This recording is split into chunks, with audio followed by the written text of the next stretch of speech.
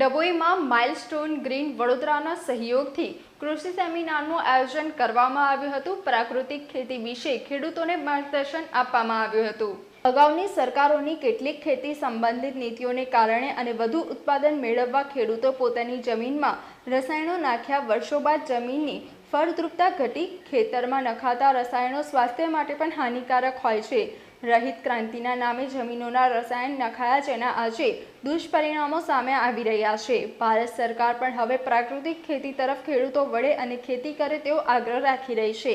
ત્યારે આજે ડભોઈ 17 ગામ પટેલવાડી ખાતે ખેડૂતોને પ્રાકૃતિક ખેતી તેમજ સંજીવની ધરામૃતના ઉપયોગથી પ્રાકૃતિક ખેતી કરી જમીનનું બંધારણ સુધારવા હેતુ સાથે કૃષિ સેમિનાર યોજવામાં આવ્યો હતો। આ સેમિનાર માઇલસ્ટોન ગ્રીનના ઉપક્રમે યોજાયો, જેનો મુખ્ય વિષયમાં ધરતી તારું તુજને જ અર્પણ હતો, જેનું માર્ગદર્શન વક્તા વૈભવ પંચાલ કૃષિ અનુષ્ઠાનક અને કૃષિ સલાહકાર દ્વારા ઉપસ્થિત ખેડૂતોને અપાયું હતું। આ પ્રસંગે ડભોઈ પીએસઆઈ કેડી ભરવાડ, નગરપાલિકા પ્રમુખ બીરેન શાહ સહિત ડભોઈ તાલુકાના આસપાસના ખેડૂતો ઉપસ્થિત રહી પ્રાકૃતિક ખેતી વિશે માર્ગદર્શન મેળવ્યું હતું।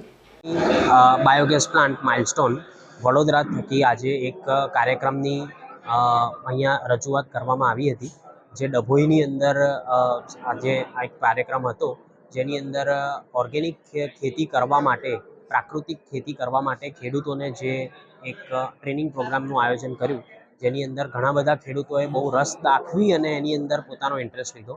એમાં સંજીવની બાયોગેસ અને સંજીવની બાયોગેસનું એક ધરામૃત કરીને જે બેક્ટેરિયલ વસ્તુ છે, જે ખેડૂતો પોતાના ખેતરની અંદર વાપરે અને સરસ એનું રિઝલ્ટ લે, અને ખેડૂતો પ્રાકૃતિક કઈ રીતે કરી શકે ને એમના કોઈ પણ પ્રશ્નો હોય તો એ સંજીવની ટીમ અને અમારી જે બિઝનેસ છે ભાવિક છે, આ બધા કૃષિ સલાહકારોની મદદથી આજે અમે આ સરસ પ્રોગ્રામનું આયોજન કર્યું। સફળતાપૂર્વક અહીંયા ડભોઈ વિસ્તારની અંદર પણ ખેડૂતો બહુ જ જાગૃતિપૂર્વક એનો અભ્યાસ કરીને સરસ 3 કલાક સરસ એમને માહિતીની આપલે કરી છે।